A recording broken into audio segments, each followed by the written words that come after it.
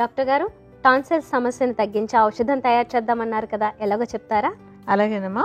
ఈ సమస్యను తగ్గించడానికి 2 ఔషధాలు తయారు చేద్దాం. ఒకటి కడుపులోకి తీసుకుందికి, ఒకటి పుక్కిలించుకుందికి వాడుకోవడానికి అనమాట. మరైతే ఈ 2 ఔషధాలు తయారు చేయడానికి ముందు మనం ఇందులో ఏ ఏ మూలికలు వాడుకుంటున్నామో ఒకసారి చెప్పేసేయండి. తప్పకుండా.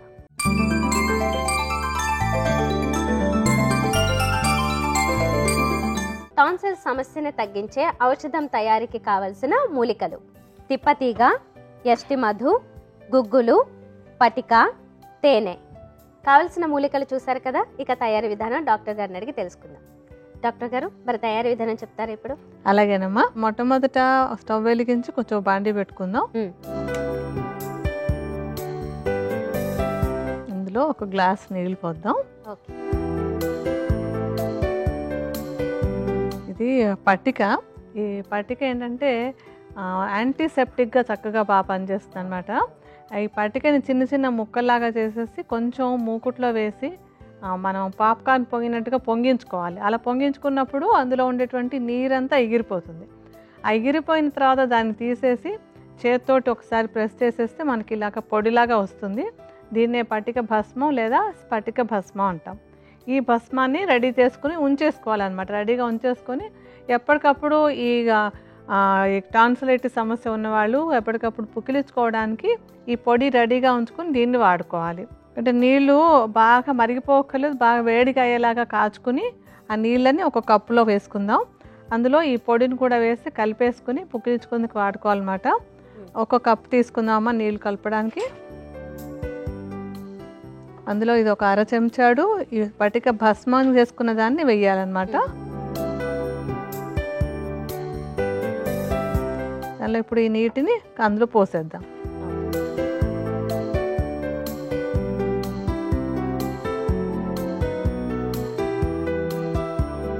ఇప్పుడు ఇలా తీసుకున్నటువంటి ఈ నీరు ఉంది కదా, ఇది ఏంటంటే ఎక్స్టర్నల్గా వాడుకుందుకు ఒక ఔషధం అనుకున్నాం కదా. ఇప్పుడు అందులో ఆ పటిక భస్మాన్ని కలిపేసి ఆ నీళ్లతోటి పుక్కిలించుకోవాలన్నమాట. అంటే టాన్సిలైటిస్ సమస్య ఉన్నవాళ్ళు రోజు పొద్దున ఒకసారి, సాయంత్రం ఒకసారి ఇలా పటిక భస్మం కలిపినటువంటి నీరుని గొంతు దాకా వెళ్ళేలాగా బాగా పుక్కిలించుకుని ఉమ్మేస్తూ ఉండాలి. అలా చేస్తే కనుక ముందు ఉపశమనం కలుగుతుంది అనమాట. దీంతో పాటుగా మనం ఇప్పుడు కడుపులో తీసుకునేటువంటి ఔషధాన్ని కూడా తయారు చేద్దాం. దానికి కూడా మనం స్టవ్ వెలిగించుకుని 1 గ్లాస్ నీళ్ళు పోసి పెట్టించుకుందాం. 1 గ్లాస్ నీళ్ళు అందులో పోద్దాం. ఇప్పుడు మనం ఇందులో తీసుకునేటువంటి మొట్టమొదటి మూలిక ఏంటంటే తిప్పతీగ. తిప్పతీగ చక్కటి యాంటీబయాటిక్లా ఉపయోగపడుతుంది అనమాట. ఇది ఈ టాన్సిలైటిస్ సమస్యలో యాంటీబయాటిక్లో ఉపయోగపడేటువంటి మూలిక చాలా అవసరమైనటువంటిది. అందుకోసం మనం తిప్పతీగని వాడుకుంటున్నాం. తిప్పతీగని 50 గ్రాముల పరిమాణంలో వేసుకోండి మీరు. మీకు చూపించడం కోసమని మేము సుమారుగా కొంచెం చూర్ణం వేసి పెడతాం. మనం 2 చెంచాల చూర్ణాన్ని పెద్ద బౌల్లో వేసుకుందామా.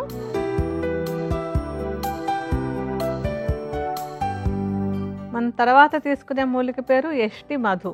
ఈ యష్టి మధు అనేటువంటిది గొంతుకి చాలా చక్కటి మేలు చేసేటువంటి ఒక మంచి రసాయనం లాంటి మూలిక. ఈ యష్టి మధు రసాయనంగా ఉండి గొంతులో ఉండేటువంటి ఇన్ఫ్లమేషన్ తగ్గించడానికి, అక్కడ ఎక్కువగా అంటే ఈ ఇన్ఫ్లమేషన్ ఉన్నప్పుడు కఫం అది ఎక్కువ తయారవుతూ ఉంటుంది, దాన్ని తగ్గించడానికి కూడా బాగా ఉపయోగపడుతుంది. యష్టి మధుని చూర్ణంలాగా చేసేసి ఇందాకట్లాగానే ఇది కూడా 50 గ్రాముల పరిమాణంలో మీరు కొలత ప్రకారం వేసుకోండి. మనం ఇందాక వేసినట్టుగానే 2 చెంచాలు వేసి పెట్టుకుందాం.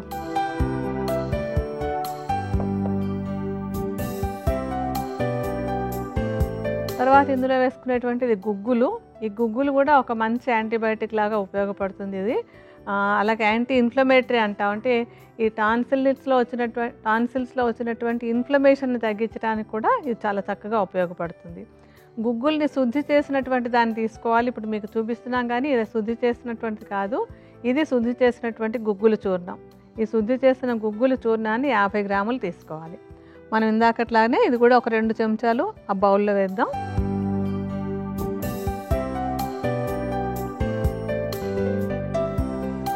ఇప్పుడు ఈ చూర్ణాలన్నిటిని బాగా కలిపేద్దామా.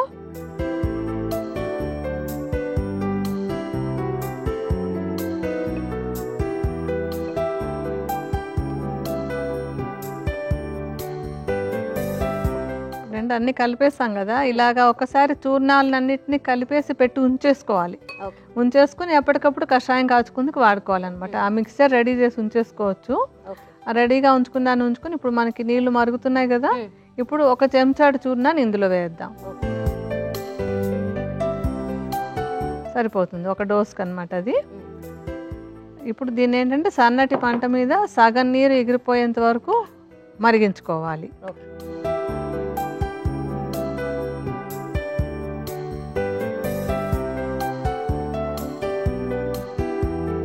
ఇప్పుడు కషాయం పూర్తిగా సగం ఎగిరిపోయింది కదా, మనం ఇప్పుడు దీన్ని తీసుకుని వడపోసేసుకోవాలి.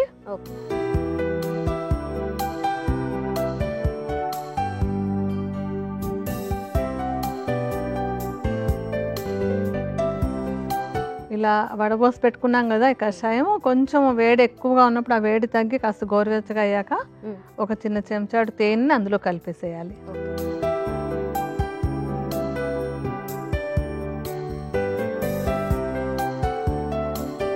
ఇప్పుడు ఏంటంటే మనకి ఈ టాన్సిలైటిస్ సమస్యకి అవసరమైన ఇంటర్నల్ మెడిసిన్ రెడీ అయిపోయినట్టే అనమాట.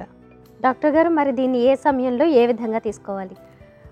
ఈ ఔషధాన్ని అంటే టాన్సిలైటిస్ సమస్యతో బాధపడుతున్నటువంటి ఆ పిల్లలు ఎవరైనా కానీ వాళ్ళకి 30 నుంచి 40 మిల్లీలీటర్ల పరిమాణంలో ఇలా ఎప్పటికప్పుడు కషాయాన్ని కాచి గోరువెచ్చగా ఉన్నప్పుడు తేనెను కలిపి ప్రతి పూట 30 నుంచి 40 మిల్లీలీటర్ల చొప్పున ఉదయము, మధ్యాహ్నం, సాయంత్రం 3 పూట్ల ఇచ్చినట్టయితే కనుక ఈ టాన్సిలైటిస్ సమస్యని తేలిగ్గా తగ్గించుకోవచ్చు.